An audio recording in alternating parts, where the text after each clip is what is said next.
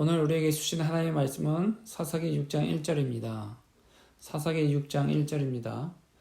이스라엘 자손이 또 여호와의 목전에 악을 행하였으므로 여호와께서 7년 동안 그들을 미디안의 손에 붙이시니.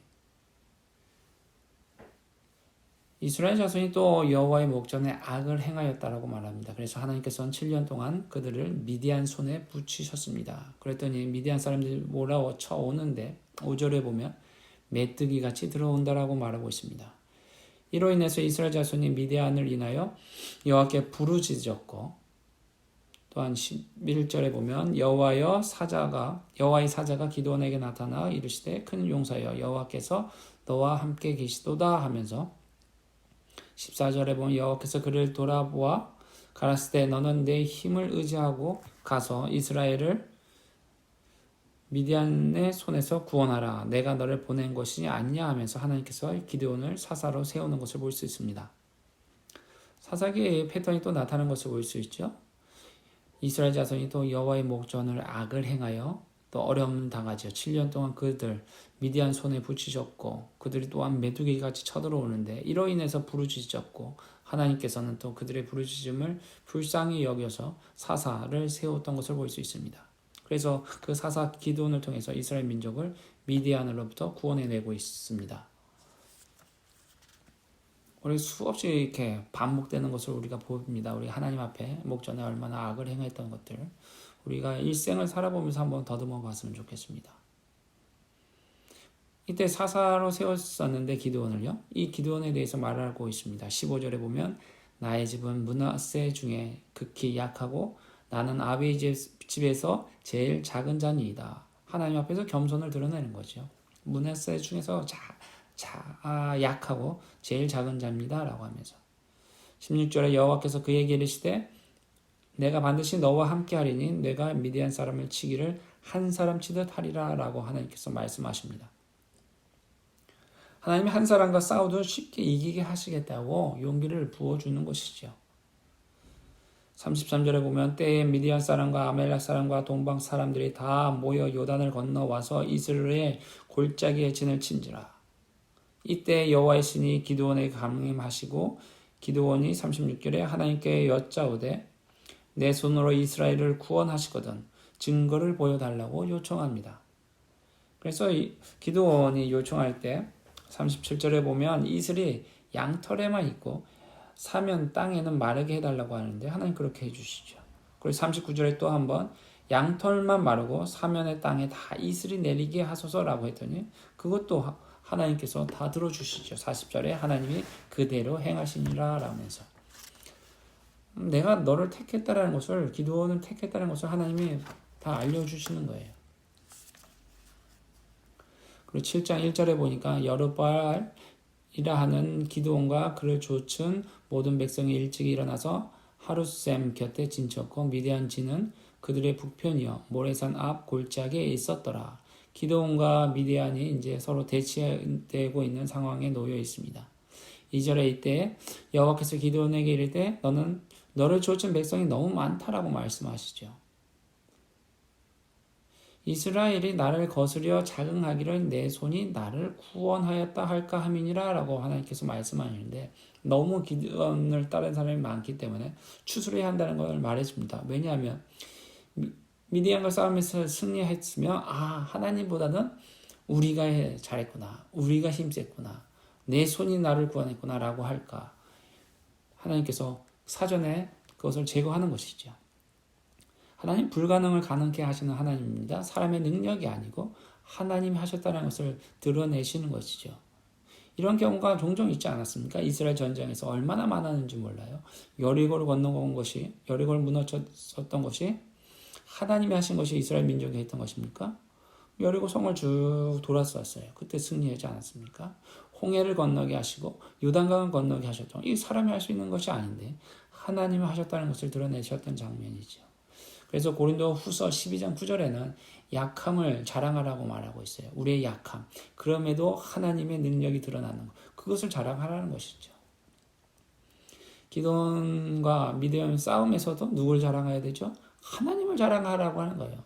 우리가 이렇게 많아서 우리가 싸워서 이겼다라는 것이 아니라 적은 수에도 하나님이 함께 하셨으니 승리가 우리에게 주어졌구나 하면서 하나님을 바라보라고 하셨던 거예요. 그래서 추수입니다. 1차적으로 추수를 했더니 10,000명이 남아요. 그런데 하나님께서 10,000명과 싸우려고 했는데 그건 너무 많다라고 4절에 또 말씀하십니다. 그래서 또 한 번 추수를 했더니 남은 자가 300명이 되는 거죠. 물을 마실 때 손으로 웅켜 입에 대고 물을 마신 자들만 300명이 남은 거예요. 전쟁에서 준비된 자들이죠. 마음의 준비가 중요한 것이죠. 그리고 7장 9절에 보니까 이 밤에 여호와께서 기드온에게 이르시되 일어나 내려가서 적진을 치라. 내가 그것을 내 손에 붙였느니라. 내 부하 부라를 데리고 그 진으로 내려갔습니다. 미디안 사람과 아말렉 사람과 동방의 모든 사람이 골짜기에 누웠는데 메뚜기의 중다함 같고 그 약대의 무수함이 해변의 모래같이 수다함과 같은지라. 엄청나게 많다는 거죠. 사람들이 메뚜기같이 많았고 약대는 해변의 모래같이 많다. 이들과 싸울 기드온은 고작 300명이었습니다. 그러나 하나님이 함께 하시는 것이죠. 누구를 두려워할 것인가요? 하나님을 바라봐야 되죠. 그래서 13절에 보니까 어떤 사람이 그 동무에게 꿈을 말하는데 이것을 기드온이 듣게 되고 용기를 얻게 되는 것입니다. 꿈에 보리떡 한 덩어리가 미디안 진으로 굴러 들어와서 한 장막에 이르러 그것을 쳐서 무너뜨려 엎드려뜨리니 못 쓰러지더라 라고 하는 거죠. 하나님이 하신다는 것을 기드온이 듣게 되고 용기를 얻게 되는 것입니다. 미리 들어가서 이러한 소식을 듣게 하시고 기드온에게 용기를 부어주는 것이죠. 하나님이 하시겠구나라는 것을 알게 하십니다. 그래서 15절에 보니까 기드온이 그 꿈과 해몽하는 말을 듣고 경배하고 이스라엘 진중에 돌아와서 이르되 일어나 여호와께서 미디안 군대를 너희 손에 붙이셨느니라 하고 힘을 얻게 하는 거죠. 여호와께서 미디안 군대를 너희 손에 붙이셨다라는 이 믿음의 말, 희망의 말, 위로의 말, 소망의 말들, 천사의 말, 사랑의 말들, 격려의 말들 이걸 들을 때 힘을 얻게 되는 거예요. 우리 안에 얼마나 많은 희망의 말들을 합니까? 하나님을 의지하는 말들을 합니까? 나쁜 말 들으면 위기소침합니다. 그런데 희망의 말을 들을 때, 격려의 말을 들을 때 우리는 힘을 얻게 되시죠. 근데 하나님이 함께 하신다는 그 희망의 말이 얼마나 큰 것인가요? 16절에 300명은 세대로 나누고 각 손과 나팔과 빈 항아리를 들고 항아리 안은 횃불을 감추고 이렇게 하면서 전쟁에 나가는 거예요. 300명의 무리가 뭐죠? 16절에 있는 것을 보니까 나팔, 항아리, 횃불이었어요. 이것이 싸움에 나갈 무기인가요? 그러나 하나님이 싸우신다는 표현이에요. 하나님이 이기겠다 하시는 것이에요. 우리 자랑이 하나님만이 자랑할 뿐입니다라는 것을 고백해 하시는 도구들이죠. 7장 20절에 세대가 나팔을 불며 항아리를 부수고 외쳐가로되 여호와와 기드온을 위하여 기드온을 칼이여라고 외치죠. 22절에 여호와께서 그 온 적군으로 동무끼리 칼날로 치게 하심으로 적군이 도망하고 동무끼리 서로 미디안 적군들이 서로 칼날을 치고 싸우게 하는 거예요. 23절에 이스라엘 사람들은 납달리, 아셀, 므낫세로부터 미디안 사람을 쫓았더라라고 말하면서 막 추격하는 거죠. 급해서 이제 24절에 보니까 기드온이 사자를 보내어 에브라임 온 산지로 두루 행하게 하여 이르기를 내려와서 미디안 사람을 치고 그들을 앞질러 벳바라와 요단에 이르기까지 나루턱을 취라고 하매 에브라임 사람들이 그 나루턱을 취하고 미디안 사람을 죽이는 것이죠.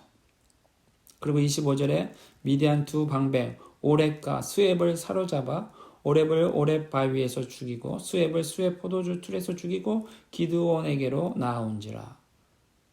에브라임이 이 두 방백을 죽이고 나서 기드온한테 오는 거죠. 이 승리를 가능케 한 것이 무엇입니까? 기드온의 승리인가요? 하나님의 승리인가요? 하나님이 하셨다는 것을 드러내는 것이죠. 그리고 기도는 하나님이 하셨습니다라는 고백을 하게 되는 것이죠. 우리가 하나님 말씀을 순종할 때 승리케 하는 것을 경험하게 되는 것을 볼 수 있습니다.